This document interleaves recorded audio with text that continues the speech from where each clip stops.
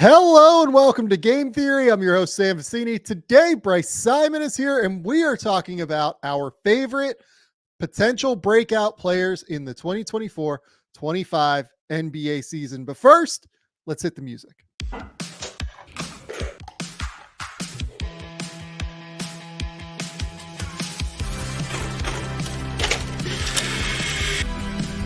do have a timeout. Decide not to use it. Way downtown. Bang! Bang! What's this gonna be? Wow! Are you kidding me? Hello and welcome to the Game Theory Podcast. I'm your host, Sam Vecenie. But if you watch the tape, what you will see completely orchestrated this game. Bryce, what's going on, buddy? What's up, Sam? I have to admit, we're a late start today because of me, not because of you. So peek behind the curtain for my Sundays. We got a big win on Friday, gutted one out, but took some injuries. So we meet every Sunday afternoon as a high school football staff in the head coach's basement, which is right across the street, which is kind of nice. But I told Sam, I said, Sam, I've been meeting for 3 hours and 15 minutes. I really need some fresh air before we get on and podcast for another hour and a half to 2 hours. Is it okay if I go for a walk? And you politely obliged and let me get a little bit of sun before we started this up. I appreciate it.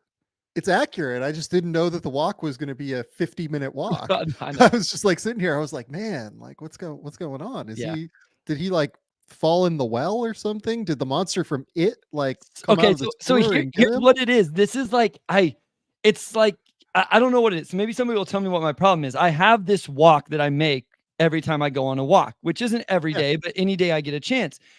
I can't cut it in half in a situation like this. Like I have to make my full round or I don't feel like I completed the task. And so that's why it ended up being so long is I could have cut it down, but then I wouldn't have felt like I got out of it what I needed, which was the full completed path. And that's why I ended up being so long. So I'm sorry.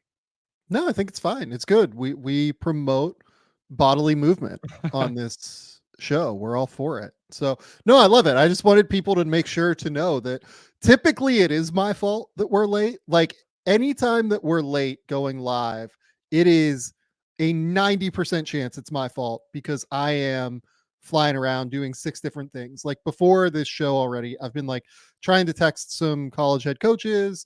I've been pulling tape for an Ace Bailey breakdown that we're doing over on the channel, or I'm going to do over on the channel. I'm doing like 90 different things and I get, bogged down, like ADHD, full scale, trying to do 6 different things at once and don't complete any of them until you make me start basically. So yeah, this all happens and it's fine. But this time, Bryce. All me. It was all you, and I'm glad we could admit that.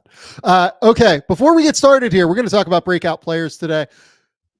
Go over to all of the Game Theory social channels. Game Theory Sam V, our fearless leader on this show now, Andrew Claudio, GMAC, has started channels over on Instagram, TikTok, and X/Twitter. Go follow all of those channels at Game Theory Sam V. Also, go subscribe to the YouTube channel, Game Theory Podcast with Sam Vecenie. Andrew will be on later. We're going to do trivia. It's great. We love Andrew on this show. So we're going to have some fun. But first, we're going to talk about breakout players. Bryce, I gave you the most simple, basic instructions here for breakout players. Yes. It can be a player like Tyrese Maxey last year that went from being a awesome point guard who was a starter, who had a couple of really good playoff moments, to a all-star, or it can be a guy that hasn't yet been a rotation player that you think is going to become a real rotation player. We're going wide. We're going all over the spectrum on this. It can be any player that you think is going to take a leap in the 2024-25 season. How did you go about trying to narrow down that wide range of human beings that I gave you? Yeah, so I kind of put 4 different categories: all NBA, guys that would jump into all NBA, guys that would jump into all-star / like top 3 player on their team, role players, maybe guys that were already role players, but like now we're talking about maybe 6 man of the year type guys, or ones that we're really talking about towards the end of the season. And then I put like kind of out of nowhere guys, maybe ones that people have forgot about. Maybe they get an opportunity this season after 2 or 3 years in the league. And I think what I really emphasized here, Sam, was opportunity. I'll be honest, I had a guy that I really liked that I think is going to have a really good season this year, but he plays on a team where I don't know that he has going to have opportunity for the numbers to really jump that much. As I looked more at his team, I was like, how many more shots is he going to get? How many? I think he's a big time rebounder, but how many more rebound opportunities is he going to get with everybody else on his roster? So I think I will stay consistent with the names we talk about, where I think these guys, at least at the top, are guys that are going to get big time opportunities with their team this season. And then it's about them converting on that. Yeah, the opportunity piece of it is interesting for me. I tried to very strongly consider opportunity. There's one guy particularly where opportunity was like maybe 75% of the reason where I picked him. A few others, it's just like, I really like the talent, right? Like if I buy into the talent on some level, I think talent wins out for the most part. So I'm going to pick that guy, right? And maybe, the first two guys that I'll talk about at least could be one of the first two guys that you talk about too. Those are guys that I think are talent-based plays. There's opportunity for both of them as well, but like more than anything, I just buy the talent at the end of the day, and that's why I ended up picking them. So, Bryce, let's go here. You can go first. Okay. Who is your first selection? Yeah, I'm going to go and I'm going to play right into what I just discussed, and I'm going to go with Christian Braun. And I think this is a situation where we've talked about it all offseason ever since they lost Kentavious Caldwell-Pope, that somebody's going to move into that starting lineup. And it looks like it's going to be Christian Braun. And I think where he really becomes important for this team, based off, like, I only watched one full preseason game. It was against the Celtics. And he took the other teams. I mean, obviously there's Tatum and Brown. He was matched with Tatum, I guess. So I guess if you think Jalen Brown's the best player on that team, maybe this doesn't. I think he's going to get, in general, the other team's best player.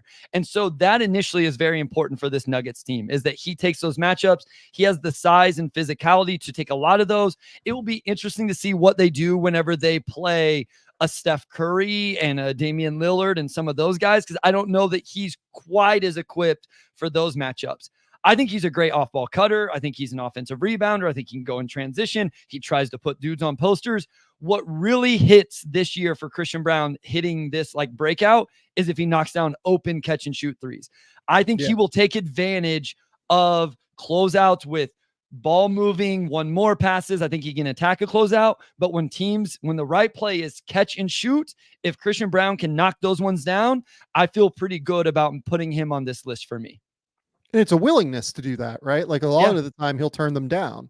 At least previously, right? Like we don't want to necessarily say that like he's going to continue to turn them down. I would imagine that a big thing of what Michael Malone has told him in the preseason is that you can't turn those shots down anymore. Now that you're going to be in the starting lineup with this group of players, with Nikola Jovic, with Jamal Murray, with Aaron Gordon particularly, those guys need space to operate. Those guys need the ability to have some room to drive, have some room to make decisions, right?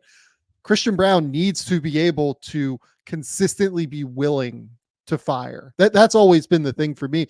He's always been a guy, I would say, for the last 3 years, let's say. So last year at Kansas, first 2 years in the NBA, where I do feel like he can shoot the ball. He just doesn't do it, unfortunately. The thing I also like about Christian Braun is that he plays really well off of Jokic. Yeah. He's another one of those guys that, like Aaron Gordon, like Michael Porter Jr., always available to cut, always available to find that backdoor opportunity, always willing to find that little open space that is created on a 45 cut. He's just really, really sharp. If you lose track of him, it's going to be an issue for you. The other guy here is, and we can like include this player as well, as Julian Strawther is really important here. He's on my he's on my very long list. He's on my long list. Yeah, so Julian Strawther's had an incredibly good preseason where he's just knocking down shots at a really high level. He's attacking closeouts, getting to that little floater game that he has really, really well. I think Braun is more important than Strawther. I would actually be really interested to hear your opinion on that, because they both do things that are utterly essential to what Denver needs from its starter at the 2-guard spot, right? Christian needs to be able to take on hard defensive assignments on the perimeter. Julian can't really do that, but Julian spaces the court, which is something that Jamal Murray, Aaron Gordon, Nikola Jovic, Michael Porter Jr., they all need that. I wish you could combine this player into a single player, which, oh, by the way, they kind of sort of had with Kentavious Caldwell-Pope. Strawther was a better shooter than KCP. KCP was a better defender than, Christian Braun, whatever. But it's really, really important that both of these guys, I think, break out, not just one of them. Yeah, no, I wanted to say both of them. And if we had a longer list, but I was like, I can't say 2 Nuggets players, right? I mean, that seems a little bit ridiculous. Yeah. I think Julian becomes extremely important if Christian doesn't really shoot it. And I think you brought up something very important. It's not like Christian Braun doesn't have a track record of shooting the ball well. On 72 attempts as a freshman at Kansas, he shot 44%. His next year on 153, he shot 34. Not great, but then he came back the next 132 attempts and shot it at 39. He was a career 75% free throw shooter in college. In the NBA, that free throw percentage isn't quite as good. It's below 70. He was at 38% last year in the regular season from 3, but just on low volume. I think I've mentioned this before. I had this conversation with the scout over the summer, and we talked about advantages and how do you keep those as one of these type of players. And I think I came with like advantage exploiter. I don't care how you exploit the advantage when you get the chance, but when your teammate creates an advantage, can you catch and shoot? Can you attack the closeout, or can you keep the ball moving to the one more pass? And I really trust Christian Braun to absolutely do 2 of those 3 things. And if he does the third, then he is going to be really, really good for this team. If he doesn't either make shots or he's a little bit hesitant taking them, then Julian Strawther minutes become even more important for this. I think they're important anyway, especially with the second unit. They may become they're both essential players at this point for Denver. Julian may become more important in the starting lineup to get that spacing at times if they need it, especially depending on how and when they're going to play Russ and all of that stuff. Honestly, to me, I think they have to start Christian, because I do. Yeah. Otherwise, you're asking Julian Strawther or Michael Porter Jr. or Jamal Murray potentially to take on the toughest perimeter assignment defensively. And that's just not what you want to do to Jamal Murray. It's not going to be successful if it's Julian. And it's probably not going to be all that successful if it's Porter. I think Porter's improved defensively, to be clear, but like he's not a primary on-ball defender. He's a guy that takes up a ton of space, 6'10", moves well. He's improved rotationally to an extent. So, and he's going to take a big offensive load as well. Like the MPJ is going to have a big offensive load. Yeah, I think it's going to have to be Christian that starts. And Julian could come in off the bench. And if Julian becomes like a real 6th man that like honestly makes life easier for Russell Westbrook in his adjustment to Denver, playing as the backup point guard. If he makes life easier for Jokic playing with bench units, if he makes life easier for whoever they have, it's a huge win for Julian Strawther. Julian Strawther so far in the preseason, by the way, 11 points in the opener against Boston, then 17 against Boston in that second Abu Dhabi game, 21 against Phoenix, 12 against Oklahoma City on 12 shots, and then 33 in their finisher in a game that I did watch part of, and there was no defense being asked to be played there in that one. Look, and the other guy that's really important here is Peyton Watson too. Like Peyton Watson's going to be important to come in off the bench at like that 3-4 hybrid role. To me, I'm glad you opened with Christian Braun, because there might be no bigger set of like swing breakout guys in the NBA than if Denver's young guys can just take these roles and run with them. If Christian Braun can take the KCP role and run with it, it's enormous for Denver. If Julian Strawther is the real deal that we've seen in the preseason, knocking down shots and consistently being able to drive off of closeouts and take advantage of what's given to him, it is enormous for them off the bench in terms of just creating offense. Peyton Watson can be that guy who can play some defense and be an athlete and attack closeouts. It's enormous for Denver across the board.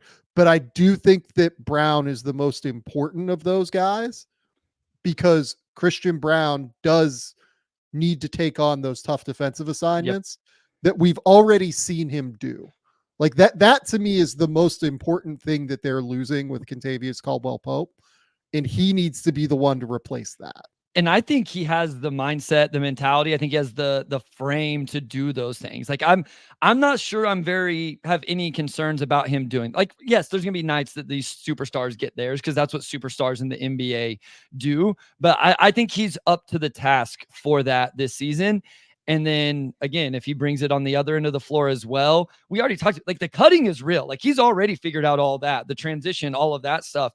If he kind of gets confident with that 3-point jumper, it's a real two-way wing that it would be huge for this team, replacing what they've lost over the last couple of years.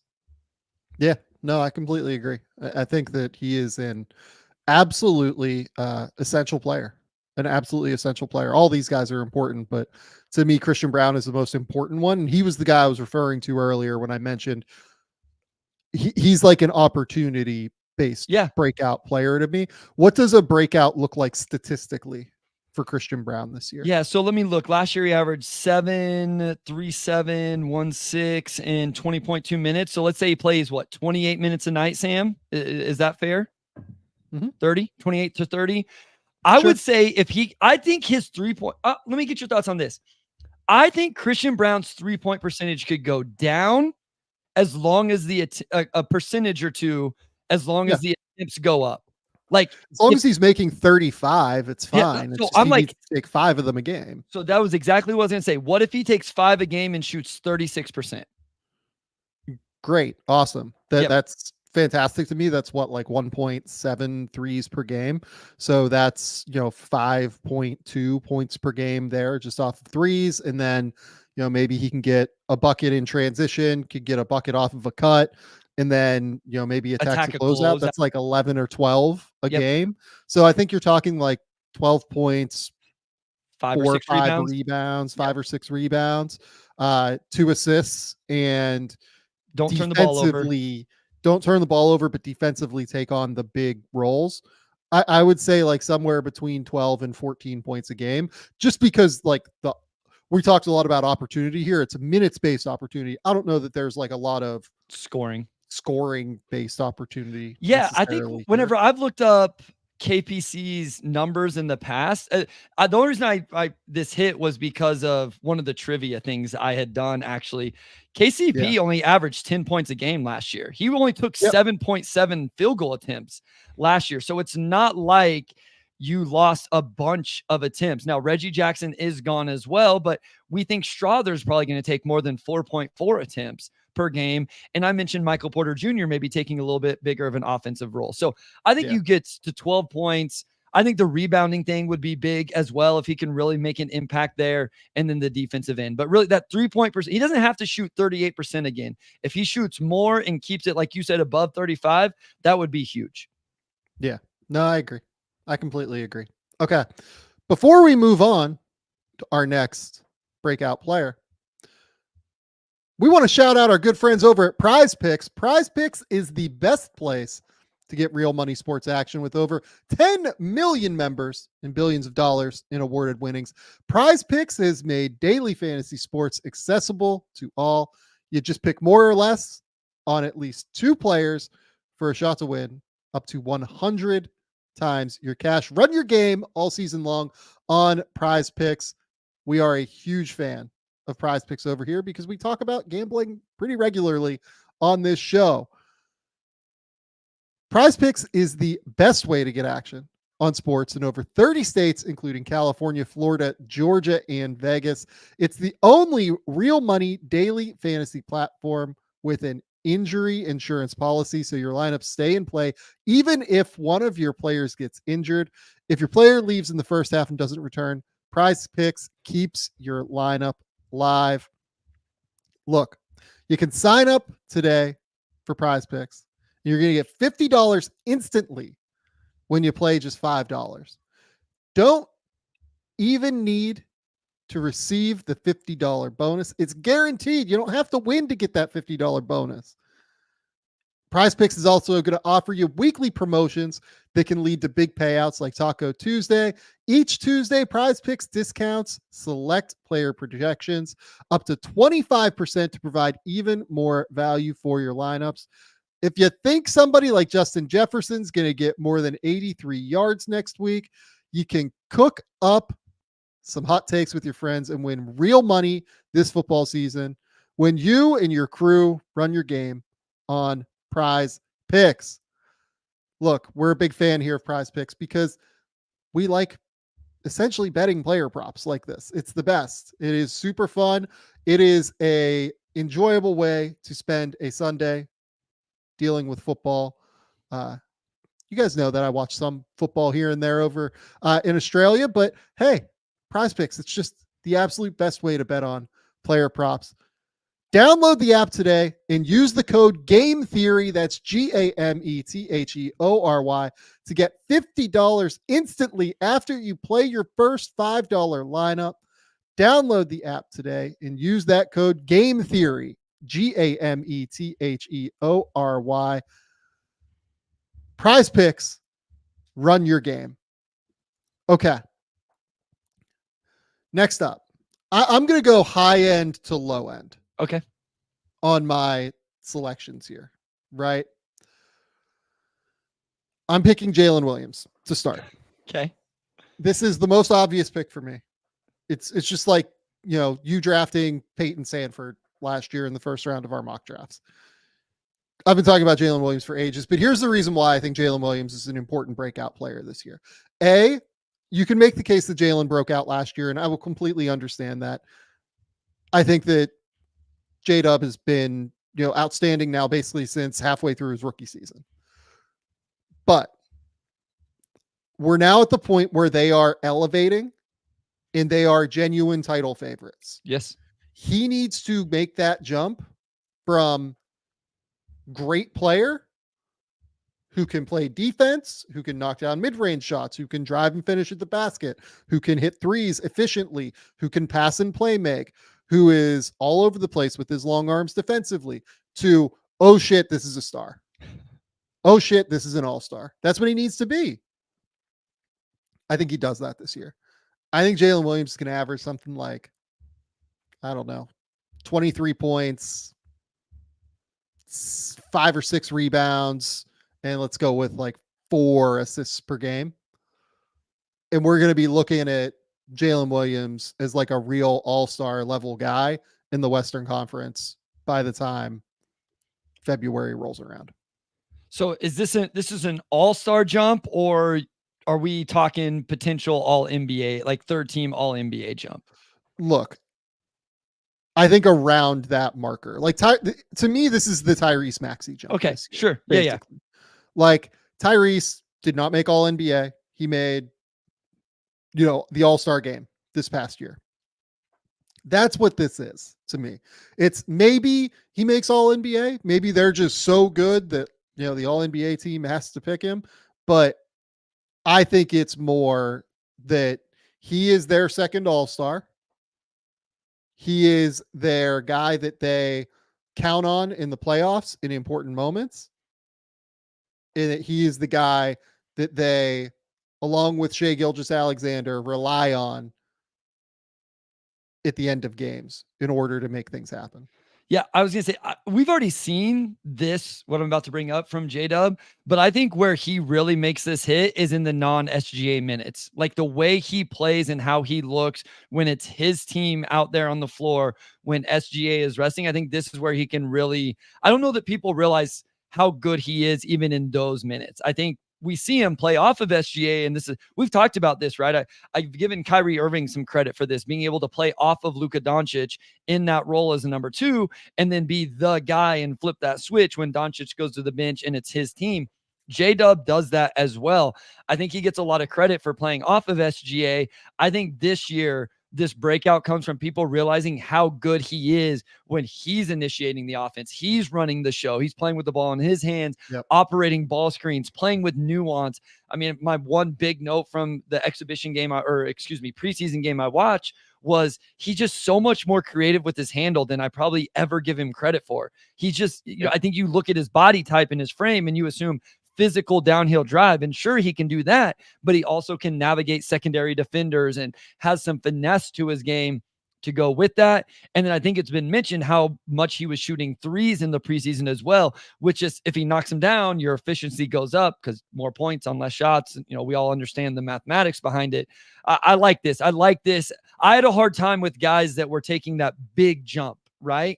And so this is a really good call for that. Or that, I shouldn't say big jump. It'd actually be a smaller jump, but that jump to that next tier. Well, and here's the other thing too. So the Thunder are losing Josh Giddey, right? They've brought in Alex Caruso. Caruso is not going to take on as much usage as Giddey did. Yeah. Which means there are going to be, opportunities in the backcourt that open up for Jalen Williams in a way that, for instance, in the front court with Chet Holmgren, right? Chet Holmgren basically kind of had the front court to himself last year. Now he has Isaiah Hartenstein, once Isaiah gets back from injury, unfortunately Isaiah is going to miss a little bit of time here, at least seems like maybe till December, where Isaiah is going to take some on-ball usage at the top of the key where he's like initiating actions. We've already seen that from them a little bit in the preseason. I think Jalen is the greater opportunity-based breakout here as opposed to Chet with them.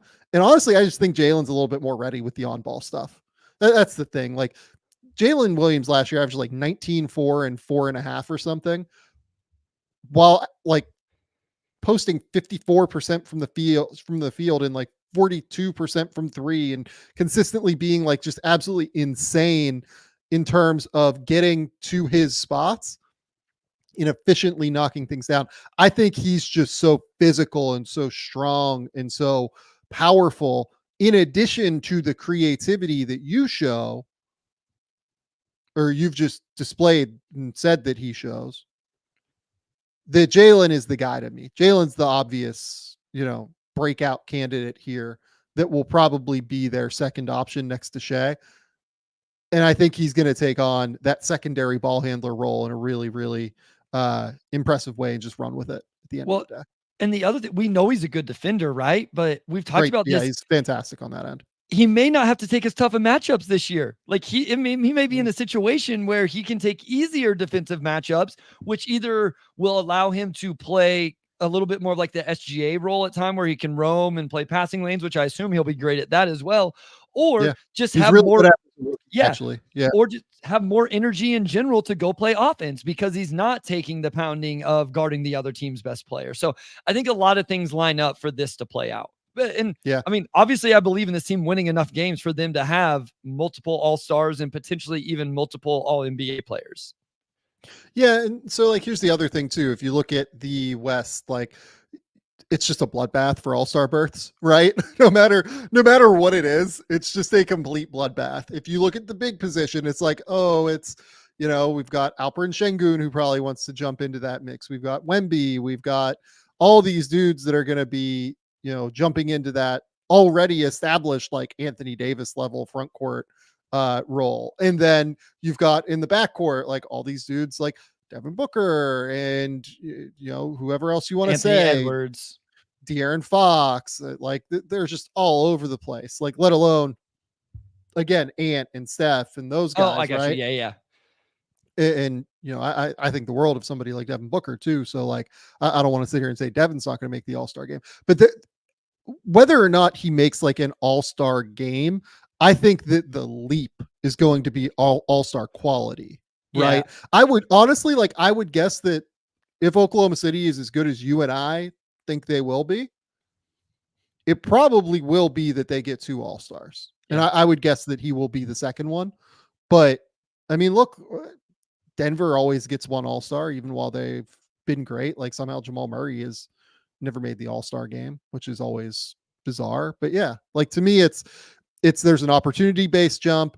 He's going to be efficient. Like he's just so strong and physical and so good with his touch around the basket that it's going to be hard for him not to be efficient. It's just going to be, I think that the leap is going to come with usage. Yeah, no, I'm with you. I did not have him here, but again, I kind of struggled with that kind of tier of players and getting very many names, but I'm for it. I just wanted to have like one Yeah, all-star level breakout was Yeah. my idea. Okay. I understand if people are like, Jalen Williams broke out last year. What are you talking about? To me, like going from where he was last year to like the all-star level, that is a breakout. And I think he will do that. So while we're on this, because I'm not going to say him, is Tyrese Maxey making all NBA another breakout for him? Yeah, I thought about Maxey. Honestly, the whole reason I didn't pick Maxey is because we've talked about Maxey so much. That's why I didn't talk about him either. But I'm like, yeah, Embiid's going to play 55 games, maybe. Paul George already has had a scare. This dude may average the playoff numbers throughout this regular season and truly may end up making all NBA. And to me, that's a jump from what we saw. I just didn't know if that would still be considered a breakout. And we have talked about him so much. 100%. Okay, you are up next. Who is your second breakout player? Well, since we've talked about all this winning, let's go to the team that loses the most in the NBA. And was that not nice? It was good. It was right. Oh, I know where you're going, so go ahead. So if you look at odds for most improved player, the Detroit Piston that you will find is Cade Cunningham. I am not going to go Cade Cunningham here. I think the player that has a chance to break out finally in year 3 and maybe live up to the number 5 overall selection is actually Jaden Ivey. And there's been a lot of conversation, including from me. I actually had a Pistons fan DM me and be like, Bryce, you guys keep talking about all this floor spacing and what it does for Cade. What about what this does for Jaden Ivey? You know, Jaden Ivey will now have his 3rd coach in 3 years. Not trying to make excuses for him. The one he had last year, I don't think liked him very much or believed in him. Catastrophic for Jaden Ivey last year. Shout out Monty Williams. Yeah, who just signed on to coach his son's high school team, I believe. I saw. Yeah. By the way, do you know who else that high school team has on it? I do not. Believe it has both Bruce Bowen's kid and Tim Duncan's kid. Oh, interesting. Very, very, very interesting. So, yeah, shout out Monty. JB comes in, and all of a sudden, through 5 preseason games, we see Jaden Ivey playing the exact role that I think most people believe he should be, which is starting off of Cade Cunningham and then staggering into the second unit where he gets to play a little bit more on ball. Where this works, where this actually is real, is if Jaden Ivey makes a leap defensively. We've seen him have to take those matchups in the preseason.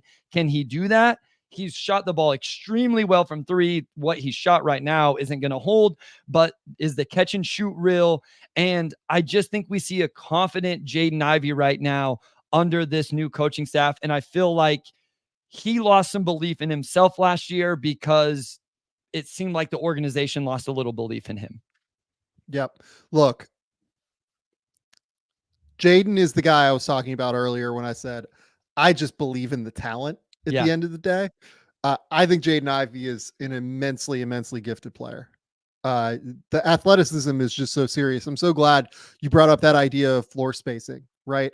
Having serious floor spacing around is going to absolutely open up lanes for a guy that doesn't need much space. Like if you give him a little crease, he is so quick and so strong and so physical that he's going to be able to kind of blast through that crease and be able to get to the basket. He's been fantastic in the preseason. Maybe, you could talk about the way they've been using him a little bit more, but if you just look at the numbers here, right? 22 in their opener against Milwaukee, 16 in the back-to-back games against Phoenix, 19 against Golden State before they, he had 8 points or 8 minutes in that game against Cleveland and was fine in that game too. But the passing has been there too. Like he had 5 assists in the game against Phoenix, 4 assists in the game against Golden State. He has that same level of athleticism. This is just like a baseline level scout. You can go into a little bit more detail of what you've seen watching in the preseason, but he has that baseline level of just insane athleticism. But what I liked about him most in the second half, like really like back third, I guess I would say, of his rookie season, was that things really started to slow down for him. And then last year was like the throwaway year with Monty, and I felt really just bad watching him a lot of the time because, again, it felt like Monty Williams just like did not believe in him. Can we talk about this again? Just this might be the last time we bring this up on the show. Killian Hayes did not make the Brooklyn Nets. Got cut. Killian Hayes was starting over Jaden Ivey last year. And typically I am somebody that will go, well, you know what? Like maybe there's a reason for that. You know, maybe there's a purpose for this coach not starting this player. Maybe he's just not showing it in practice. Maybe he's not playing super well, whatever it is. Maybe there is something wrong with him. Can we just say that Killian Hayes starting over Jaden Ivey at times last year is the most batshit fucking crazy thing that I have seen in an NBA rotation in a long time. Not at times. To start the season, like for the first like 30 games or whatever the hell it was. After a season in which Jaden Ivey averaged 16, 4, and 5 and was 6th in Rookie of the Year. And by all accounts, Jaden Ivey is a very hard worker. Like everything I hear, as people know, like I'm not around the team. I don't live in Detroit. So like I don't have firsthand knowledge of all this stuff, but not like a bad guy, not a guy that I hear major attitude issues or something like that. It was just, I could justify Jaden coming off the bench. There was some idea that maybe he's a 6-man type of player, especially on this team. Not for Killian Hayes. Not for Killian Hayes. And Killian Hayes did not make the Brooklyn Nets this year. Yeah. The Brooklyn Nets, who their over-under win total, I think, is 19.5. Like, seriously, Killian Hayes, professional basketball player. Like, I don't mean to be disrespectful, but like, come on. Watch Jaden Ivey play and just be like, this is a totally different level player. This is a completely different level player. Yeah. Than what Killian Hayes is. It's unbelievable to me. Yeah. So just some things we've seen from Ivey here. Like he takes the name matchup in that game. I think it was Devin Booker against the Suns. As I go through the different games here that they play. Oh no, it's Donovan Mitchell against the Cavs. Like he's going to have to take those matchups, which will be interesting to see how he holds up. But you can just see the intensity he plays with on the defensive end. He's willing to step over and take charges. He's picking the ball up full court. He makes weak side rotations. The ball screen navigation's gotten a little bit better. He's at least learned. Here's what Jaden Ivey's learned. I feel like, Sam, is I'm really athletic and fast. So when I get beat, if I make the next effort, I can still go be impactful here. I can tip the ball from behind or I can block a shot from behind. And then offensively, I think he's gotten pretty good off the ball. Like he'll make a cut off the ball. He's a sneaky good offensive rebounder. They'll use him in these actions where, surprise, surprise, if you set a stagger for him and he curls off that, he's really fast getting downhill and really hard to guard in that situation. Yeah. And then JB runs these really fun actions in secondary transition where it's an empty side action. Cade will kick ahead and then it's like a DHO and J.I. can either keep or give, or he'll just set a screen and pop or ghost and pop. So it's like early offense actions between your two best offensive players on a cleared outside with two guys who aren't used to guarding that action. So I just think they're using him in fun ways. And then again, we clamored for this forever. Just stagger them. Please just let him run the second unit sometimes. Let him make some mistakes and let him like figure it out. And I think we're finally going to see that while challenging him on the defensive end, which he absolutely needed to be challenged. He's got to get better on that end. Okay. So what does, Jaden Ivey averaged 15, 3, and 4 last year. Yeah. But shot like 42% from the field 34, and 34 34 from 3. What exactly is a breakout here for Jaden Ivey? Yeah, I don't think it's like 20 a game. Like, I think you get like 18 a game on better shooting splits. So, like, can you get to 45% from the field? Can you get to 35% from three? Yeah. Really, the only threes I care about with JI, like, yeah, he's got to make if somebody goes under a ball screen, he's got to be able to step behind and knock it down. But it's really catch and shoot. And again, we've seen there's one specifically in, I think, the most recent preseason game. Cade during pick and roll, JI's in the weak side corner. Cade skips it, JI knocks it down. If he knocks those down, good luck, because you can't stop him if you close out and he gets to his first step. So can you just knock down catch and shoot threes?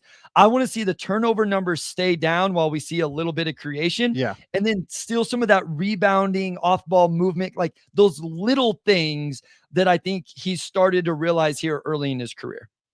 That's right. Okay. My next guy is going to be Mann Thompson. And I don't even totally know what an Mann Thompson breakout looks like, to be completely transparent. I'm not sure. All I know is I fucking watched that dude play in preseason and I love it. Like, they're just letting him loose. They're just going, be an athlete. As go they be should. the most athletic player on the court. Go create transition opportunities. Go be the best defender on the court. Go be like everything that you know how to be, just instinctually. Use your, quick twitch, use your basketball sense, and just go wreak havoc. And I've loved watching it. I've loved watching every second I've seen him play in the preseason. And look, again, this is one of those things where, like, we saw this late in the year from Mann. Yeah. They weaponized him as like a wing. They weaponized him almost at like the 5 at times, which was really fun, where they play him and like Jabari next to each other in the front court and just say, hey, Mann, go rebound, go crash the glass, go do your thing. It was so fantastic. It was so much fun. It was so much fun to watch Mann Thompson late in the year last year. Apparently he said that he's like 6'8" now, which is really fun. I completely buy him just like cutting and crashing and playing defense everywhere. He is. So I've seen people bring up like VJ Edgecombe is like a 1% athlete, or, somebody else, people like that are 1% athletes. Watch VJ and then watch Mann. Yeah. Mann is the 1% athlete. I think VJ is like an incredible athlete. You might be able to convince me that VJ is a top 1%, just like vertical pop leaping, athlete, right? But Mann is quick twitch every single spot on the court. And I can't even maintain how much I've loved it. And here's the other thing about Mann Thompson too. I think that he is so smart. I've wondered how the Şengün Mann thing is going to work long term. I'm not as worried about it now because they're a lot more comfortable, it seems like, playing Şengün out high a little bit and letting Mann just like cut back door. And then on top of it, you've got Mann and Reed Shepherd, which, I mean, if that's your backcourt off the bench this year, with Mann playing like 30 minutes and just, being everywhere.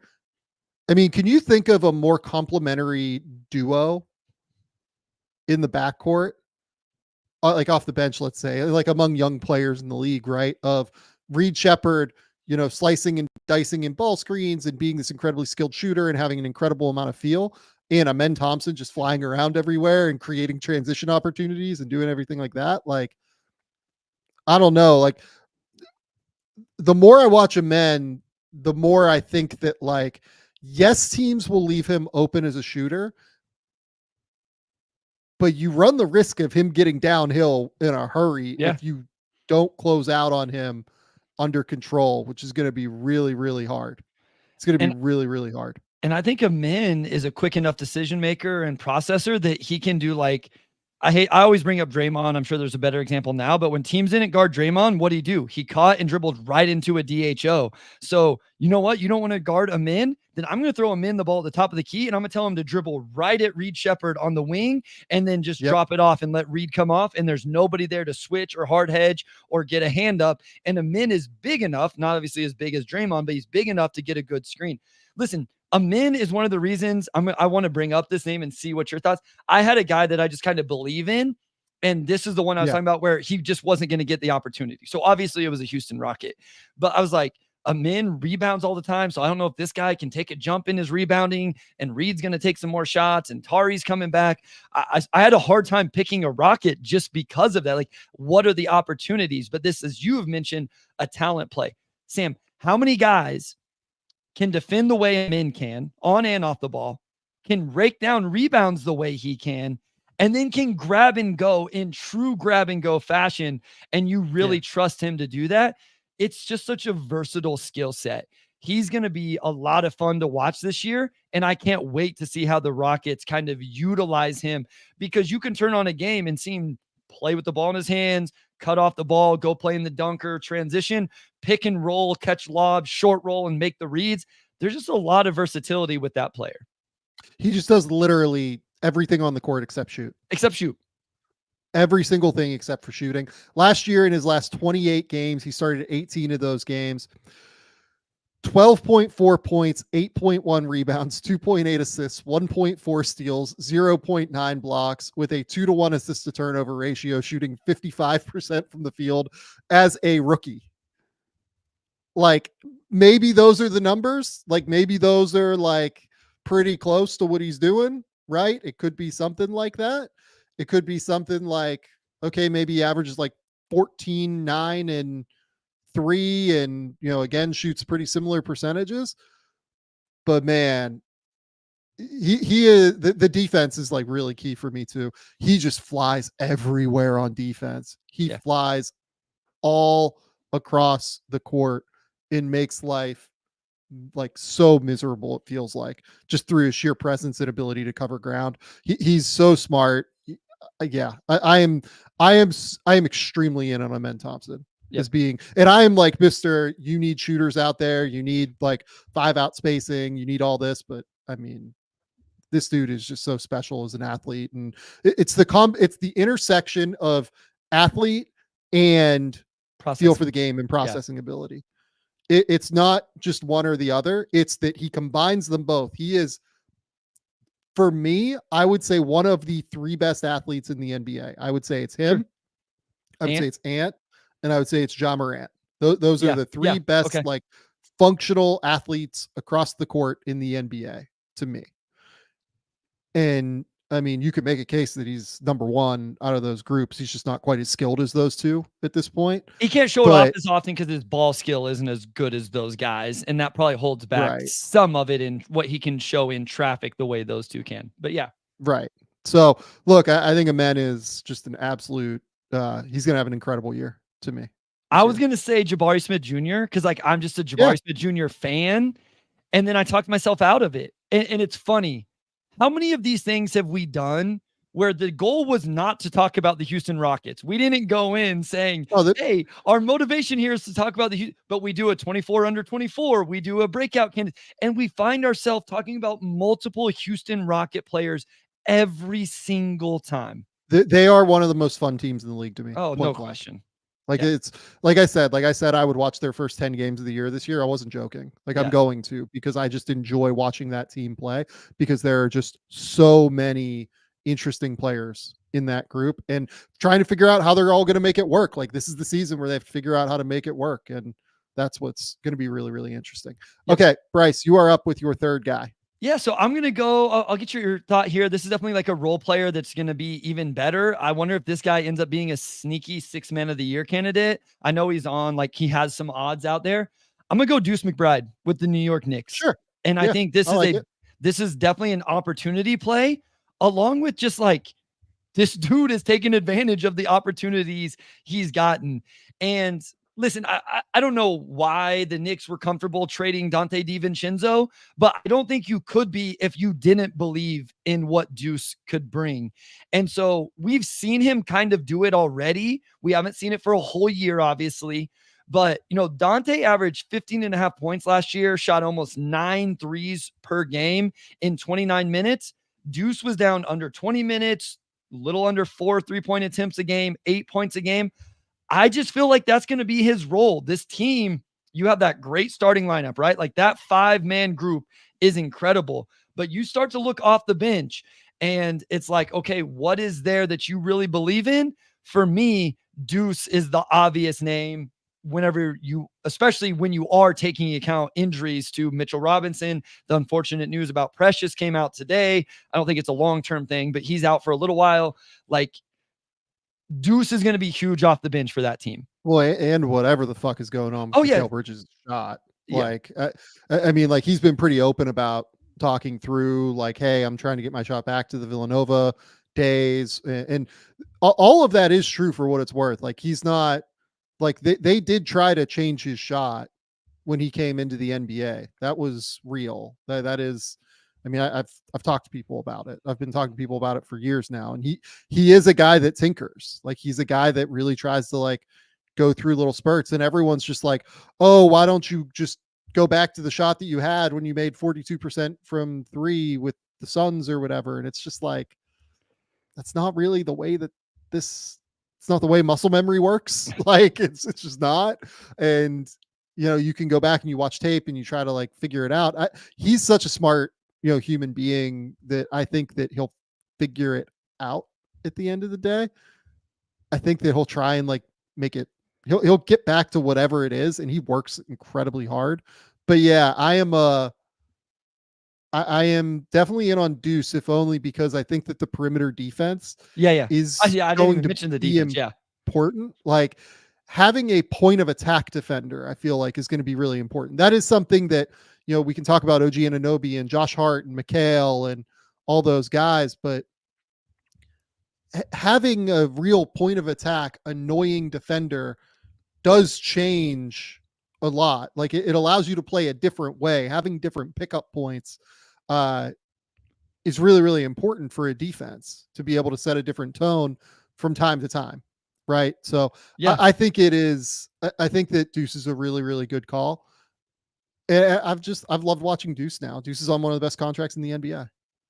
I was trying to look up the lineup data to see how much him and Brunson played together, because the point I was going to make is I don't think Tibbs, and our guy Andrew could talk about this a little bit more when he joins us for trivia, but I don't think Tibbs is afraid to play those small 2-guard lineups. You know what I mean? So, like, I think, like, that's obviously something that they could go to. So Brunson and Deuce McBride. That's not what I wanted.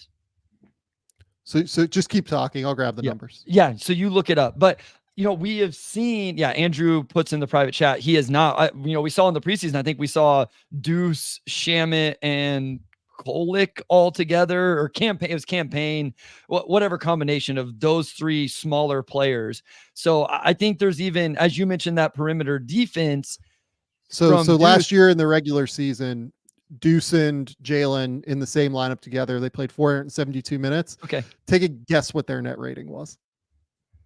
I mean, I got to play into the theme here. So 8.6.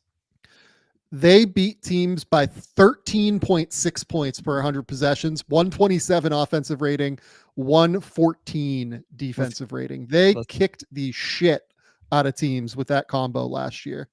I like it. And that could be something that you talk about, staggering lineups. Do you bring Deuce in early to play with Brunson, so then you can get somebody else into that second unit, one of those wings or whatever? Maybe it's Bridges who gets to run a little bit more of the offense in the second unit or something like that. So I think the opportunity's there.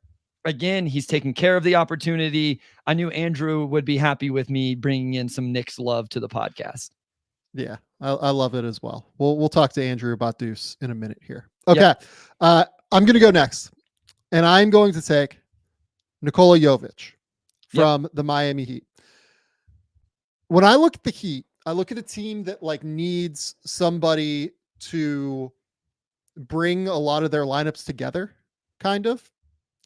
Somebody who can pass, who can rebound, who can score, who can shoot. He's just a really multi-skilled player. I had my questions about him coming into the NBA because I wasn't sure exactly how it would all translate. I wasn't sure how it would work defensively. I wasn't sure about a lot with him. But the more I watched him, like, in the NBA, it was just like, this all works. It just all translates. He's so smart and such a good passer and such a good shooter that you can build off of that, right? He's so skilled and polished at those two things, and with his processing ability and his intelligence, that you can make all of this work. Like he can take some time to like grow into his frame and fill out and still make a positive impact on the court just by shooting and making quick reads. So what Miami is saying about him right now is just basically like, he is our main connector. Like he is the guy that makes like our roster and our lineups like glue together at the end of the day. And look, like, again, another guy where I don't know what Nikola Jovic is going to average per game, right? Like I can't sit here and tell you it's going to be, 15 points or whatever. Last year, he averaged 7.7 points, 4.2 rebounds, 2 assists per game. I'm going to guess that Jovic averages something like, 12 points, 6 rebounds, 4 assists. I think they're going to put the ball in his hands a little bit more and let him make decisions a little bit more often. He can really do that. Like he can really, really pass at a high level. And I think more importantly, though, we're going to look at like the impact numbers for when he's on the court. And it's going to be like, oh, this is like an incredibly essential player for the Miami Heat, where just his presence is really, really valuable. And the best way I know that, Bryce, look at his impact numbers last year. He played 900 minutes in the regular season last year. When he was off the court, Miami was basically like an even team. They got outscored by like 2 or 3 points. When he was on the court, they were a plus 7.9 last season. They had a 117 offensive rating and a 109 defensive rating. Wow. Even if you think the 109 defensive rating is like a little bit aggressive, right? The 117 offensive rating did feel pretty real. It felt like with his presence out there, he moved the ball quickly. He knocked down shots. He was really, really helpful and valuable for them. As I look back through my notes on Jovic, where are you at with his defense? Like where are we neutral defensively? Can he bring some things? Is he good enough whenever you surround him with the other defenders, including Bam, that it's fine? Because I'm with you on all the offense. I'm not even saying I have an opinion here. I haven't watched it close enough to form an opinion yet in terms of how good or bad that is, I guess. Yeah, I think he gets like stuck in the mud sometimes on defense where like the feet aren't incredible, but he does know where to be. Like it rarely seems like he's like out of position. And again, being like 6'10", he does take up a lot of space. Sure. I'm not going to sit here and tell you he's like, one of Miami's like critical defenders necessarily. I don't really believe that. But I think he's like totally fine when he's out there on defense. And I think he knows exactly where he needs to be at all times, which is really, really important and really valuable for that team because they do have guys that are difference makers. Like Bam Adebayo is one of the 3 best defenders in the league. Jimmy Butler, when he's locked in, is an incredible defender, right? Like he's not like Hero. He's not Rozier on defense. Like he's a level above those guys for sure because he knows where to be and he's big and takes up space. Yeah, no, I like kind of how you framed him on the offensive end, just with obviously shot making, and he did it in their 5 playoff games, which is always nice to see. I realize it's 5 playoff games, it's 22 attempts or something like that, but stayed over 40%. So someone with his size spaces the floor, and then you mentioned the ball moving. So again, we talked about this with Christian Braun.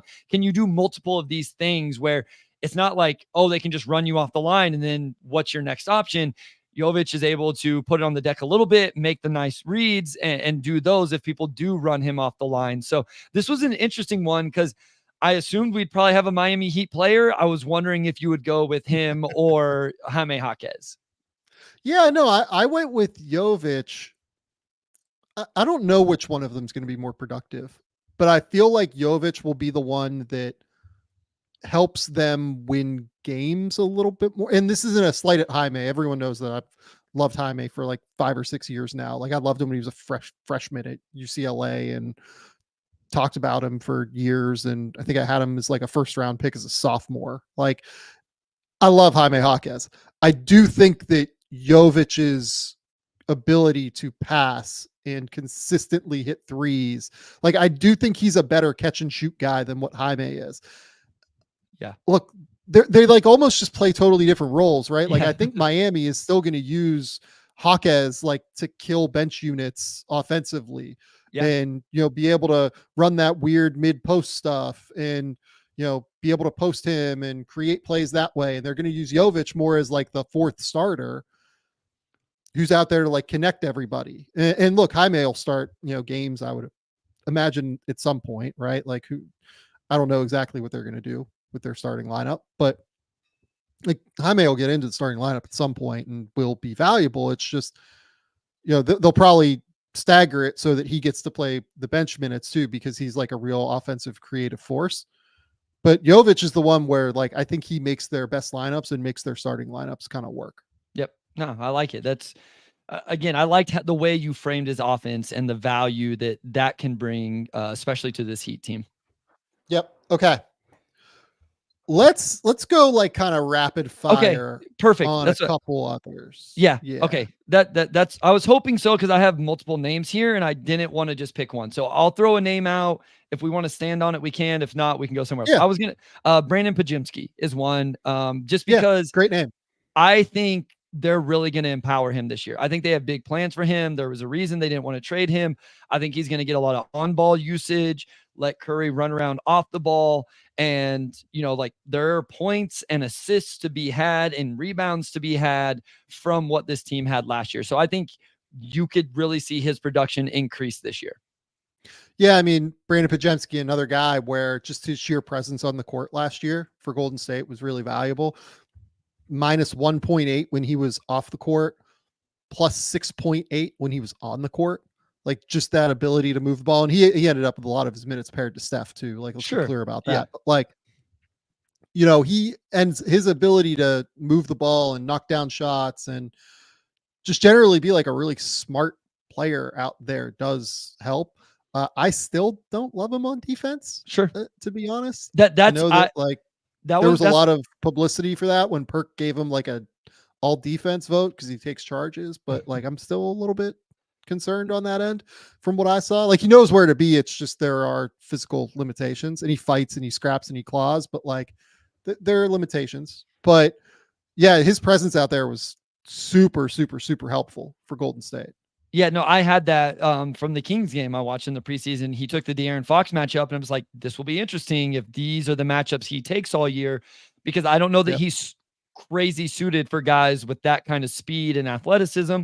Maybe he proves me wrong, but I will be interested to see how he holds up, because if he does that, along with like the off-ball defense where he's taking charges, he is a very good rebounder for someone his size, shoots the ball well, and then can do some of the initiating again to take that off of Curry. That becomes really valuable for that Warriors team. The one thing I will say, I thought Anthony Melton looked good in the game I watched. They have Buddy Hield. Like they have enough guys that maybe the statistical breakout may not hit as much as what I'm thinking it could. Yep. No, I like Pods is a good breakout guy. Another name I had was, look, you had Brandon Miller like in your top 4. Yeah. The 24 under 24 list we did. Yeah. I mean, like Brandon Miller theoretically would be a breakout guy that I think people would consider, right? Yep. Yeah. No, I thought about him as well. Yeah, it's just like, to me, like number 2 overall pick. I thought he kind of broke out late last year, which is why like Amen Thompson also like kind of broke out late a little bit last year, but it just feels a little bit different for me because, Brandon already averaged like the super high level of like scoring and production, right? So like Brandon Miller over his last 35 games last year averaged 20 points, 5 rebounds, and 2.5 assists on 45, 37, 83. So like that kind of came last year a little bit. So like to me, the Brandon leap would be like, is he going to be an all-star this year? And I don't know that I'm quite there. I think I would say year 3, I would probably say he's an all-star, but Brandon Miller is going to be an awesome basketball player this year. And I think that people would probably ask where we are on Brandon Miller because he'll be a popular name for people. Yeah, no, I mean, obviously I'm very high on it, especially his long-term, what he's going to be. So it would be just that hitting faster. And I think for him, it'd really be the two-way stuff. Like, is he, a real force on the defensive end? Does the finishing around the rim improve? And quite honestly, do they win games, right? It's hard. Yeah. You could say this about Jaden Ivey as well. If they win 15 games again, it's hard to say that he really broke out if they still don't win. So if Charlotte, if LaMelo plays well and they figure things out in terms of the wins and losses, find their way in the play-in game or something like that, and he's leading the charge offensively and somewhat defensively, I think that's where the breakout comes for him in his second year. Yeah. No, I like that one too. That makes sense. You're up. Go ahead. Yeah. So Jalen Johnson, is that an interesting name? Yeah, another one that I think kind of broke out last year. Like I think Yeah. we might have had him on the breakout list last year, to be honest.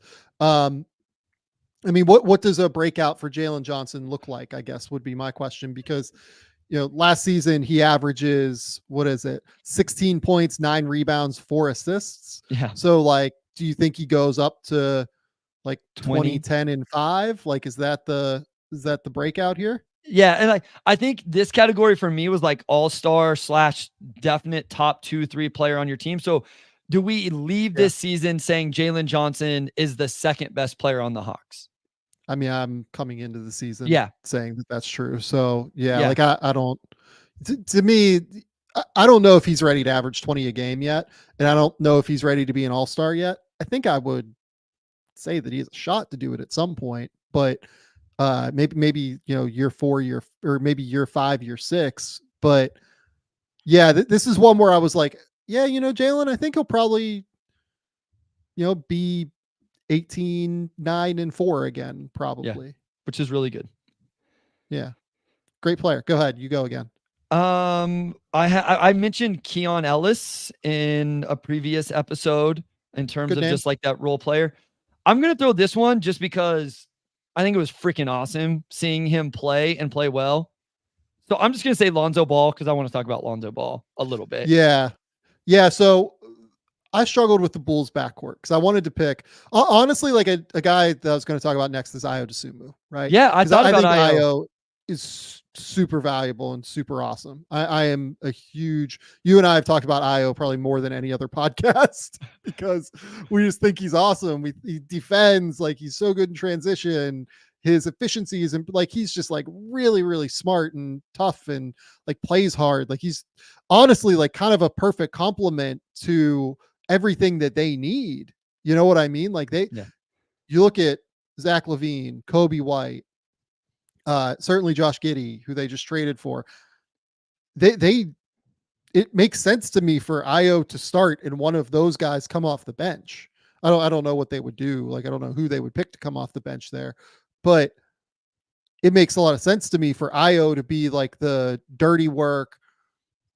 I'm going to be happy with her without the ball. I'm going to be happy to be, who I am on the court. I don't know if they'll do that because it's the Bulls. And, it seems like they have resources invested in Josh Giddey and Kobe White and, Zach LaVine's trade value at the very least. So I don't know what they're going to do, but to me, Io was like a guy I really, really considered. I just didn't know what I don't know what they're thinking. Yeah. I thought about Io as well. I thought Lonzo looked really good the other night. Knocked down a couple shots. He looked fantastic. You could see the way he could push and transition. I wonder if he really shows his health and he's on an expiring. Could he end like I've heard it talked about? He might be a trade asset. Yeah, so I've heard might be. Kind of could he come in and just be a backup guy on a good team, like where he fits in and makes more sense? Yeah. How freaking cool would that be? Like how awesome would that be for Lonzo? Obvious parallel. There's an incredibly obvious parallel here. Livingston? Sean Livingston. Yeah. Of guy that suffered an immensely terrible, horrifying injury on the court. And Lonzo's wasn't like horrifying. It was just, he kept getting hurt and, they screwed up. I don't know what happened with Lonzo's knee totally, to be honest. I don't want to speculate, but Lonzo just felt like his knee was in such a weird spot for so long that we kind of forgot about him and assumed that, I don't want to say we assumed his career was over, but we assumed that he wasn't someone we could make assumptions about. Maybe is the right way to put it. Man, I would love it so much if Lonzo came back and played and like was really good. Cause here's the other thing. He played that first preseason game almost like so fearlessly that I was kind of stunned. right? There was no tentativeness. There was no, like, he didn't just like stay around the perimeter and kind of hang out, right? He like got in the mix. He like crashed the glass. He went in and blocked shots. Like he was all over the place. He was really, really good, I thought. But the key thing for me was just that lack of tentativeness. It's not easy. You like to come back. I mean, you can speak to this. You've torn your ACL and had to come back. Like, what is that the first time that you do that and have to step back on a high leverage basketball court in an important moment? Yeah, it's a lot. It was funny. I had a fun moment because there was a parallel. I tore mine right before the NCAA tournament my junior year, tore it again, had some issues, similar type thing. Obviously I wasn't in the NBA, so not quite the same, but I came back and I was playing on it torn. Very first possession, we run this action where it's potential pick and pop for me. It opens up, hand off, pop, catch it in the corner. Very first time I touched the ball, knocked down a three from the corner. And I watched Lonzo the other day in that preseason game do obviously not the same thing, but catch it in the corner, first touch, knock down the three. And I just couldn't help but smile. Like it was just having been through something at a much smaller scale, but been through an injury like that and where it doesn't heal the way it's supposed to heal, even though you feel like you're doing all the right things. There's a lot of why me and stuff like that.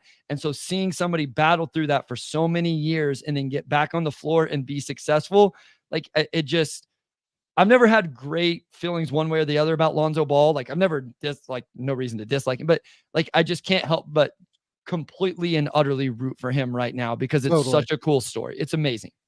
It'd be amazing if he's awesome. It'd be amazing if he's just like so good. Yeah. Okay. Another Io was my next one. So who is? I'll throw out a bunch of names. These are younger guys that I kind of put from out of nowhere type of thing. So I said Kobe Buffkin, Trey Mann. We already mentioned Strawther, Tumani Kamara, Jordan Miller, Max Christie, Scottie Pippen Jr., Jordan Hawkins. Who's the name there that you want to talk about? God damn you. What? My last name was Jordan Miller. Hey, Sam, who's going to score on that team? I know. And he's looked good in the preseason. He's looked really good. That was the thing where I was like, look, I don't know if he's going to be in the rotation, but man, he looks good. He slashes, like he's tough. He's made some shots. Like he defends. He's kind of everything that organization loves. Like he's everything that team loves to have, just in terms of quote unquote, like Clipper DNA, like where they like guys that are tough and physical and strong, but kind of create. Man, I think that he might be, look, he might not play early in the year, but by the mid-season point, I think Jordan Miller is going to be good for the Clippers. I watched him score 36 at Summer League, and I was in. Like, I've just been waiting. I've just been waiting for my chance to talk about how Jordan Miller is going to get buckets for the Clippers this year. And the Kawhi injury news gave me that chance because, like, in real, like, a lot of the other guys they brought in, that's not really what they do. I feel like it's not. Derrick Jones Jr. didn't get brought in to get buckets, and Chris Dunn didn't get brought in to get buckets. And that's not what the first thing you think about with Terrence Mann, or, I know Norman Powell can. I just think that there could, at a certain point, I think there's a chance that team may go, you know what, we could use a guy just to go score the basketball. And maybe they give some other guys a chance first, but I just wonder if he doesn't get his chance at some point in the season, and then does he take advantage of it? Yep. The next guy here is Trey Mann. Like, Trey Mann is an interesting name for you to bring up, I think, for sure. Certainly going to get opportunity, it seems like, in Charlotte, just based off the preseason. He's been in double figures in all 4 of the preseason games he played so far. 15, 14, 19, 16, has been efficient in all of those games, over 50% from the field in every single one of those games. Look, he looks like a guy who can really, really help on offense right now. Just his ability to create. He's slithery. He's quick. Like there's a lot of on-ball skill there. And his 28 games with Charlotte last year after the trade, and I realized there was injuries there, but he played 31 minutes a night, averaged almost 12 points on 45, 36, 76, averaged 5.2 assists to just 2 turnovers, 1.7 steals. So like he was productive in the games he had last year during the regular season. And then, as you mentioned, it seemed like he has a real role as we watch these preseason games as well. Yeah, totally. couple other names you mentioned there. Jordan Hawkins, I think that they're going to need him. Yeah. In New Orleans. Like we talk a lot about their top 6 guys more than anything, right? But they're going to need one more, I think, perimeter player, and he's the one that makes the most sense out of that group. Did you mention Dyson Daniels? I did not, but that is a good name. That's a great name. Yeah. Dyson Daniels is another name that I really strongly considered. That was actually the Atlanta name that I was thinking about, just because, you would think he's going to get pretty real run here, right? Probably starter, right? I would think that ends up being the case. It's hard. I don't take a lot of preseason seriously in terms of what it's going to be, what it's not going to be, right?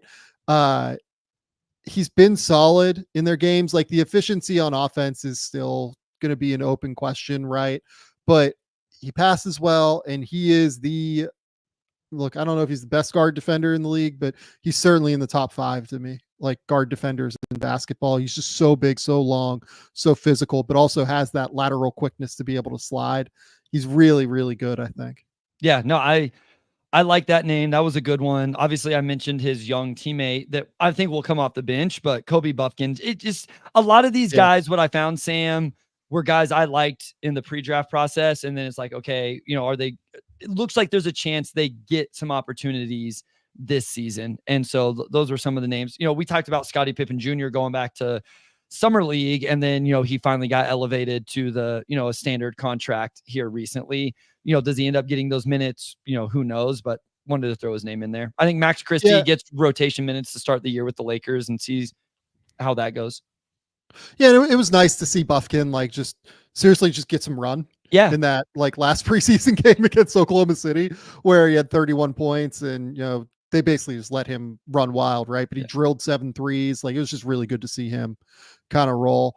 The last name here that maybe I'll bring up is Andrew Nembhard. I mean, he had a killer postseason last year for Indiana. I would imagine he's going back to playing more of a role like we've seen previously. But again, just based on a talent play for me, I mean, Nembhard has been outstanding at, every time he's gotten the opportunity to play with the ball in the NBA.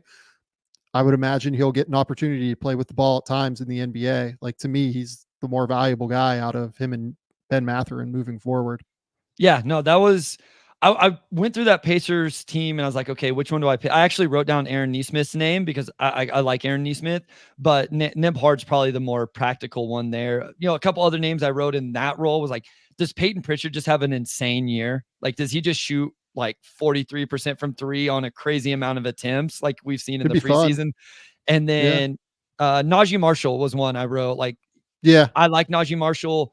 He's still going to come off the bench, it looks like, but I think he'll have more consistent minutes in his role in Dallas than what he was having in New Orleans. Yeah, one of Marshall or Quentin Grimes. Yeah, right? I thought about Grimes. Grimes. Have to be one of those two that steps up. So, yeah, I think this is a good group. This is a good group that we've talked about here today. Yep, okay. I like it. Let's go now to trivia time. Let's do it. Folks, it's time to welcome onto the stage our fearless leader, someone who is probably having a nervous breakdown and panic attack as things get going here. GMAC, Andrew Claudio. Andrew, how are you feeling going into tonight? Terrified. I really hope the Liberty win Game 5. What's going on? What the Liberty play at 8? I'm hoping for a WNBA title for the city of New York. The new look Jets play on Sunday Night Football against the Pittsburgh Steelers. So I'm hoping for that. GM Rogers got the receiver he wanted, right? He did. They'll try to avoid 2-5 tonight. I heard Kansas high school legend Jordy Nelson was coming back to play for the Jets as well. Yep. Reached out. I'd have to think to all the old Packers like Eddie Lacy. Eddie Lacy ones were hilarious. Jimmy Graham, you name it. They're just going through the Jimmy Graham's a saint. Don't get out of here with that. I'm just going by people that I know played with Aaron Rodgers. I know. At this point, yeah. And then the Mets play tonight. The New York Mets play Game 6 of the NLCS at 8:08 p.m. Hoping to stay alive in the series. They are down 3-2.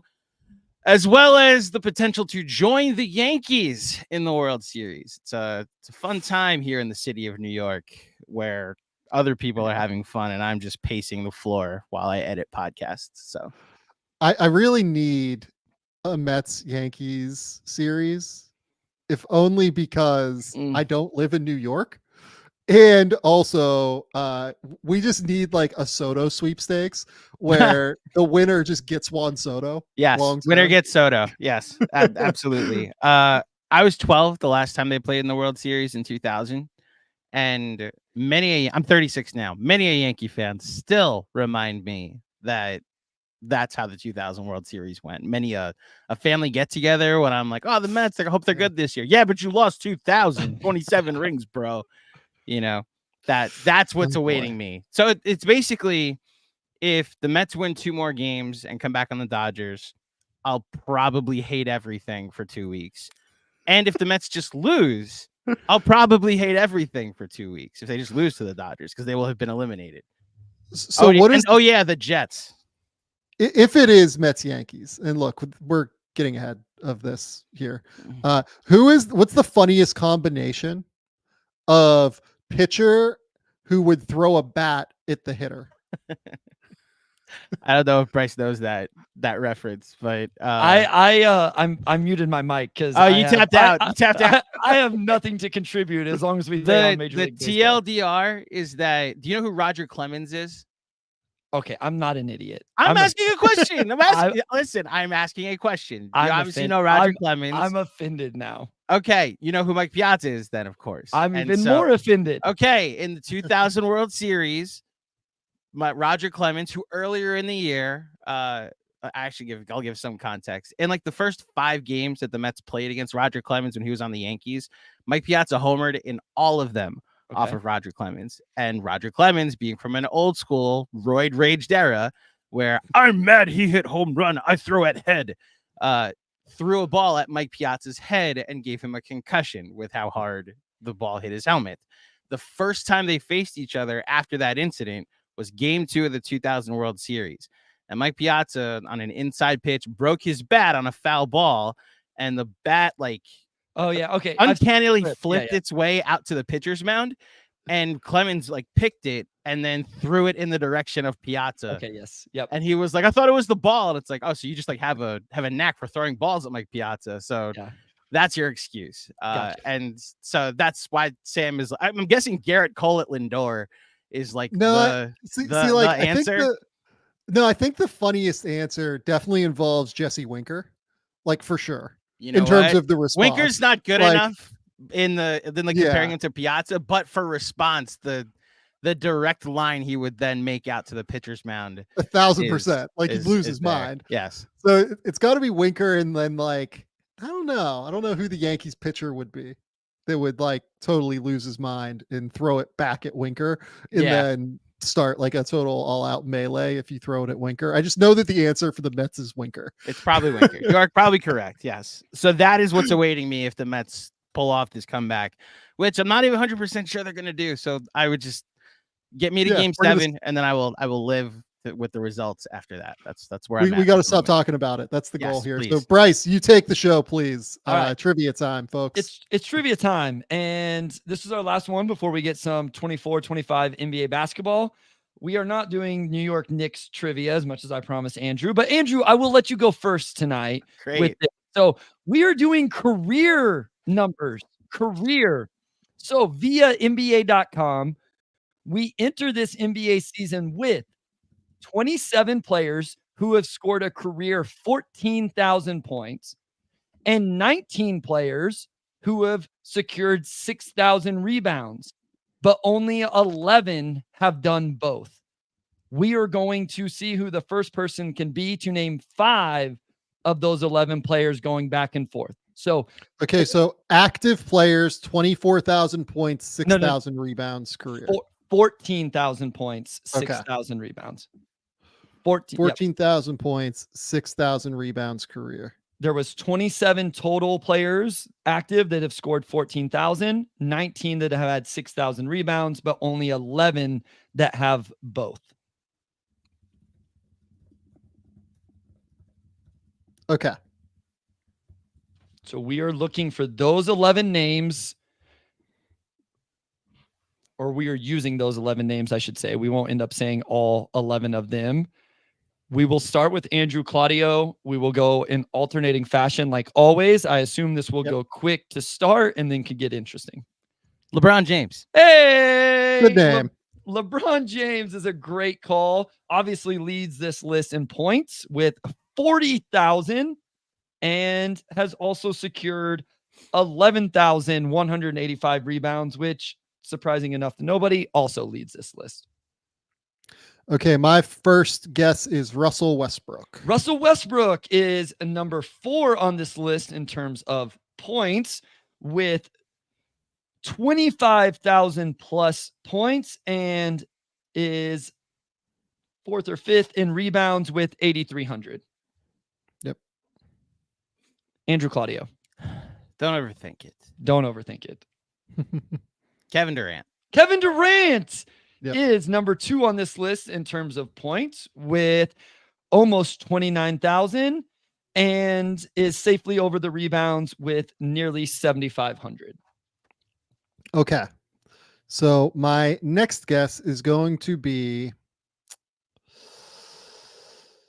let's go with LeBron's teammate, Anthony Davis. Anthony Davis is on this list. He would be 5th or 6th in points with 17,700 plus and safely gets over the rebounds with just under 8,000.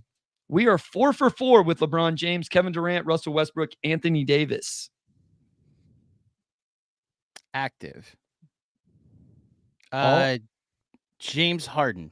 This is a great poll, Andrew Claudio. I would not have guessed this, but James Harden is on this list. Number 30 in points at just under 26,000 and barely squeaks by the rebounds with 6,017. Oh my gosh. Wow. That's awesome. That's fantastic. Wow. Okay. We have the top It's gonna 4 get hard. scorers and 5 of the top 6 scorers. You mean So, yes. rebounders? No. I have my list ordered in the amount of points they have scored. Okay. So we've named the top 4 points and 5 of the top 6 points. Gotcha. Okay. So we're missing number 5. Here's a fun name. Kevin Love. Kevin Love is on this list. He has played enough years, of course. Kevin Love is at 15, People forget Timberwolves Kevin Love, baby, just racking boards. 15,300 points and 9,400 rebounds. Safely. I'm actually a little bit surprised that the point total is. I thought I was going to be safe on both. I was not wildly safe on points there. Yeah, it wasn't as much as what you would think. We are 3 to 3. We are 6 for 6. I have a feeling it's going to get fun. I'm trying not to overthink this. There's a couple names you definitely should not overthink still. Yeah. One in particular.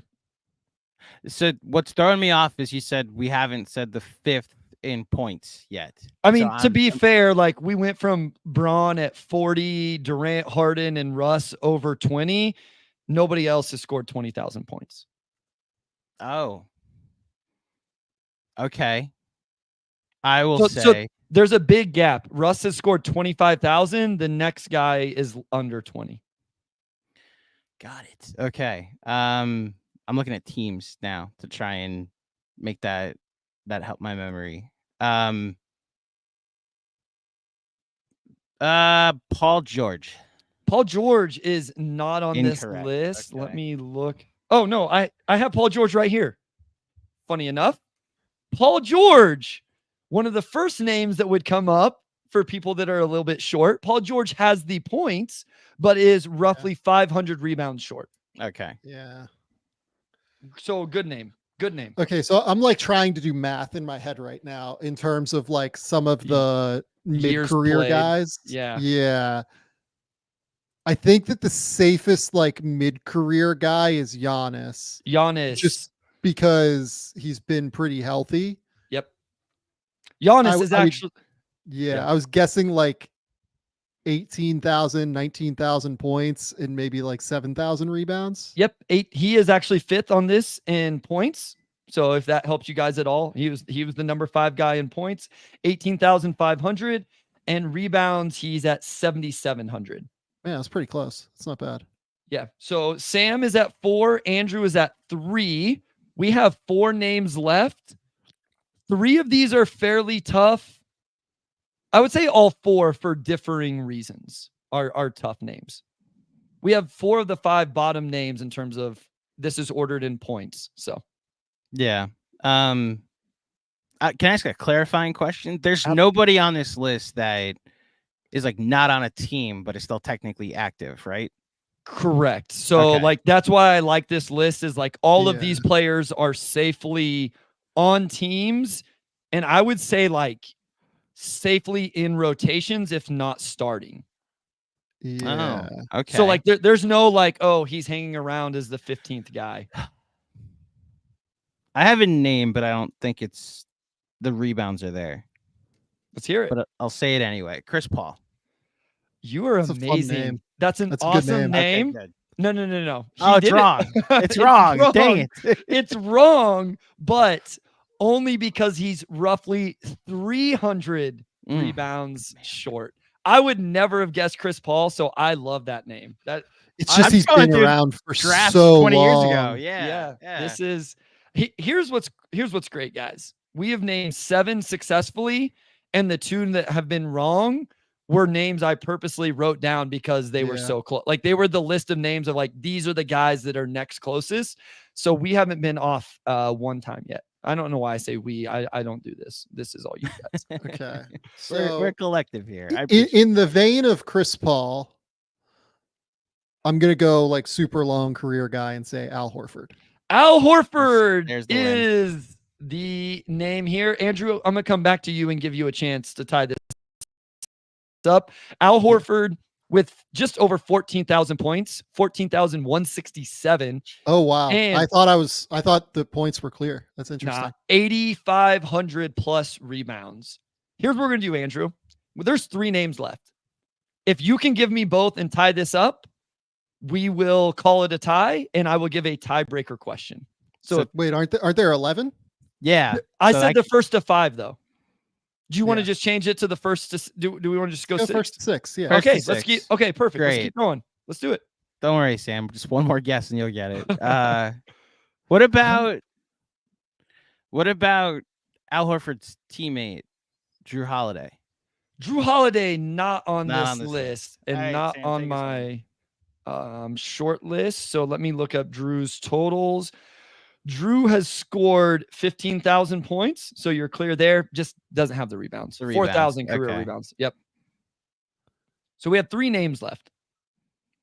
Yeah. So I know one guy that has the points like 1,000%. It's just I'm like trying to do math on rebounds in my head. I mean, I'm like trying to think like long career guys more than anything. I'll go DeMar. DeMar DeRozan not on this list.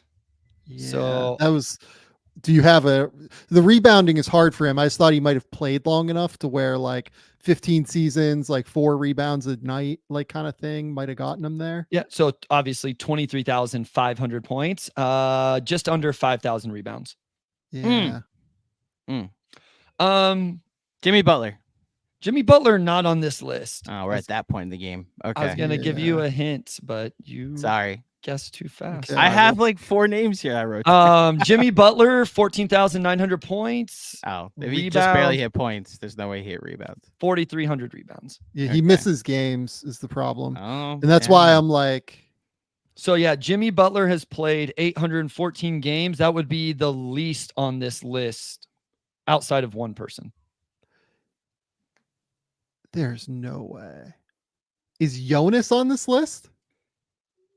Valanciunas? Yeah. Jonas is not on this list. Your hint, Andrew, is what I just gave you, that Jimmy Butler would not have had the least amount of games played. Jonas doesn't have the points. He did go over the rebounds. 8,096 rebounds for Jonas, 11,400 points. Not a bad guess. Yeah. So there is a player on this list that has actually played less games than Jimmy Butler. And somewhat significantly considering what we're talking about. So I have two names. One is a longevity play and one is a ceiling play. Like this guy's just been awesome since he's been in the league, and I wonder if he's already hit this number. I would say there is a definite longevity play, there is a definite ceiling play, and then there's a name that I don't think you guys will ever guess. So I'm gonna start with the ceiling play and just say Jokic. Jokic is on this list. We are 5-4 now. Jokic has scored 14,139 points. Jeez. And has already grabbed 7,250 rebounds. So I was convinced the other way. I was trying to do math on the rebounding in my head. Okay. My next guess, real quick, 675 games for Jokic. The next lowest number is, Anthony Davis and Giannis are just in the 700s. So Davis and Giannis's are pretty impressive as well. Oh, go ahead. Sam. So my next guess was Brook Lopez. Brook Lopez. Haven't been around forever. Yep. For the win, Brook Lopez. Right. Brook Lopez has scored 16,000, almost 500, and 60. Lopez actually barely gets the rebounds. Yeah. Honestly, I was more worried about the rebounds than the scoring. Second he scored lowest. a ton when he was with the Nets. Second lowest rebounds at 63-36. Are you ready for this name? Can I guess it? Wait. Oh, okay. Go ahead. So my longevity play was going to be Draymond, but I'm assuming the points he just doesn't get points. there. Yeah, Draymond's not on this list and wasn't one of my next names. Okay, so go ahead, Sam. Yeah, my longevity guess next was I was going to say DeAndre Jordan, but I don't think he gets there on points either. So Draymond actually has neither. Oh wow, 7,000 points. Wow, and 5,600 rebounds. Who'd you say? DeAndre Jordan? I said DeAndre Jordan. Let me look. Yeah, he's also not on this. The short. I don't think he got there points wise. He did not. He's definitely there with rebounds. What about Thad Young? He just pops up in every trivia I go to. Really? Yeah. Nikola Vucevic. Oh, that makes sense actually. So 15,370 points and 9,400 rebounds in just under 900 games. So here's some interesting names. Tobias Harris is just roughly 500 rebounds short of being on this list. Tobias Harris. And then how about this? This was going to be the tiebreaker. Karl Anthony Towns is the next person in line to get there with the points. He already has the rebounds. And Julius Randle is second in line with points, having already gotten the rebounds, with Cat's roughly 1,000 points short and Randall's roughly 2,000 points short. So what you're saying is, had you done this a year from now, I would have had two people in the Knicks circle ready to go with my answers. But no, once again, the answers are skewed against the New Yorker here. I don't know how you spun that into that, but I do know that I want to make a note of this somewhere to do this as the last trivia before the regular season every year, because I think it'd be fun to bring it back. Sam, the next week? I was doing some hacking and I found Bryce's spreadsheets, and I have next week's trivia. It's can you name every number one pick? I don't have that the trivia yet. Sam ever scouted personally. And by the way, for bonus points, can you name the last 7 Pittsburgh Steelers quarterbacks? I actually don't know if I can name the last 7. I definitely can't. Roethlisberger. Cordell Stewart. Yeah, there's a Trubisky in there somewhere. I know that much. So let's assume Russ starts tonight. Mm-hmm. Russ, Fields, Pickett. Oh God, there is Duck Hodges in there. Like Duck Hodges probably might be in that mix. Who's the guy that got Ben's hit on the head with the helmet? Maybe Mason Rudolph is in there. Mason Rudolph's probably in there. Kenny Pickett. Pickett. Yeah. It gets ugly in a hurry. So that's probably 6 or 7. Yeah. Hold on. Fields, Pickett, Rudolph, Trubisky. I missed Mitch. There we go. Roethlisberger. So that's 1, 2, 3, 4, 5. Mason Rudolph. Devlin Hodges. Duck That's Hodges, Duck baby. Hodges. There you Called go. him out. See, Yeah. Sam wins again. Landry Jones. Can I give you a Landry Jones? Landry Jones is still in the league. Shout out Oklahoma. But No. he's I'm going back. Like this was Okay. this was back in 2017. Michael Vick started 3 games. Yeah. Charlie Um, Batch will be in that mix. Byron Leftwich. Byron Dennis Leftwich. Dennis Dixon. I don't remember that. That's a shout out Oregon. Dennis Dixon, but Oregon. Yeah, I don't played with remember him that. on college for the football. Steelers. Tommy Maddox. Cordell Do Stewart. you remember that? That was fun. Shout out XFL MVP Tommy Maddox. I loved Cordell Stewart, man. Oh my God. That's a good one. Could you name the last 7 Chiefs ones? All we say in Kansas City is Patrick Mahomes, baby. Yeah, I was gonna say, like, it's be Mahomes, Alex Smith. Who is Mahomes' backup? Chad Henne. Henne might have started one at the end of a year sometime. And who was the other one? Matt Moore was the other one, right? Yeah. Yep. That's terrifying that I know these things. Yeah. I've been playing like Sporkle games where Yep. I name like the 100 best seasons of 2010s baseball, and I get scarily close. Yeah. On Yeah. some of these things. Here- Go ahead, Sam. Here's what I had before Smith and Mahomes in Kansas City. Matt Castle, Brady Quinn, Tyler Palco, Kyle Orton, Brody, Shout out Pitt, Tyler Palco, baby. Brody Is that West Croyle, Mifflin stand up, maybe? Damon Heward, Tyler Thigpen, some more Damon Heward before you get back to Trent Green, and then we had the Gerbach and Bono era. We got a couple years of Joe Montana in there. Bryce, That's aggressive. I see your list, and I raise you Zach Wilson, no. Trevor Siemian, Tim Boyle, Mike White. Oh, Joe Flacco. That's right. Guys who were good with other teams. Luke Falk, Josh McCown, the guy who has statistically the best quarterback season in Jets history, Ryan Fitzpatrick, Bryce Petty, Mike Vick for 3 games, Mark Sanchez, who might be the second greatest quarterback in Jets history. And now I'm in Aaron Rodgers hell, but they kind of have a lot of talent. Yeah, they're going to be fine. They'll be fine. I've been saying that for the last 3 weeks, Sam. If they lose tonight, look, if they lose tonight, it's tough. Bryce, do you know how I Steelers- experienced last Monday night's Trouble. loss? Do you know where I was? I was there. I was in the upper deck, underdressed and very cold in New Jersey, and then stuck on Jersey Transit after 23 penalties and 2 doinks off the uprights on multiple uprights in a 3-point loss. Yeah, I was going to Very say they miserable still night. almost had Mike Williams catch a wide open deep ball, and Yep. Aaron underthrew him as Mike Williams fell. So Yes. I refused to go to Arrowhead for about 4 or 5 years after the Chiefs lost a playoff game to the Titans, where Marcus Mariota threw a touchdown pass to himself. I remember that. Yeah, that's real tough.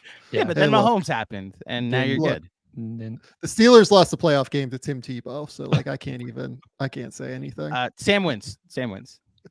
Sam Okay. wins. Yeah. No. Andrew, Well, you win it's a loss, because but- you've had to watch Tim Boyle and Luke Falk. That's right. Hold on a second. I win because what happened after he won that playoff game? The Jets traded for him. Okay, so yes, I win. That's right. Oh my goodness. Okay, Andrew, tell the people what's going on. Tell the people where they can find everything you've got up. You could follow me in all of the Knicks stuff at Knicks Film School, all the Mets stuff for as long as the Mets still exist at Mets Therapy AC. And of course, if you want to check out all the fun things we're doing on social as well as just on the YouTube channel in general, Game Theory Sam V on TikTok, Twitter, and Instagram. And plenty of fun stuff as the NBAC tips off this Tuesday night, where the New York Knicks and all of their depth that I was so excited about all off season that is now non-existent play the defending champion Boston Celtics in a building I will not refer to as the Garden. You're gonna be so proud of me, Andrew. I did all of these plugs at like the 6-minute mark of the show. I Thank made you. sure to I let everyone know. You did Subscribe. with Keandre the other day too. Like you went through a whole point, and I then did. you like came back and was like, oh yeah, I have to plug the socials. Like, oh wow, he's doing it. Yeah, There you go. I'm learning. We're learning here on the show. It's good. Bryce, tell the people where they can find your work. Yeah, at Motor City Hoops on Twitter. Follow over there. Anything I put out, the Pistons podcast, the Substack, all of that. If you're into Pistons content, NBA draft stuff, we'll start up very soon with some scouts and thoughts and all of that. So just follow on Twitter at Motor City Hoops. Otherwise, Game Theory Podcast with Sam Vecenie. Go to The Athletic. Keep me employed over there. CJ Moore and I are working on a top 25 that we're, rolling through at this point. That'll be up for college basketball. I wrote a candidates list for the Virginia job if Ron Sanchez does not get it. And by the way, man, I don't know if you saw the score of Virginia's opener over the weekend, Bryce, but I didn't. VCU beat them preseason opener. So, don't take too much into it, but 71-49. I believe, against VCU, and that VCU team's not bad, but yeah, not a good sign for Virginia heading into the year. So that list might be valuable. Go check it out. I will have a breakdown of Ace Bailey from their preseason game, Rutgers' preseason game, going up on the YouTube channel, maybe on Tuesday. Andrew probably won't get to the little minor thing that he has to do to help me out on these things tonight, I would guess. So I'll probably record it today and then it'll go up maybe like Tuesday or so on the channel. Beyond that, go to the Game Theory podcast, subscribe over on Spotify, iTunes, whatever podcasting platform you use, and also hit that subscribe button over on YouTube. I think that's all we got. Until next time, we'll talk soon.